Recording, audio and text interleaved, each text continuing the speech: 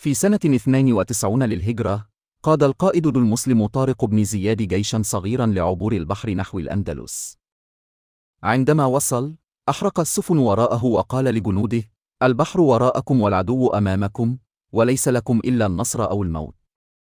بهذا ذا الإيمان والشجاعة، انتصر الجيش الإسلامي وبدأ عهد جديد في تاريخ الأندلس. هذه القصة تعلمنا أن الإصرار والثقة بالله تصنع المستحيل.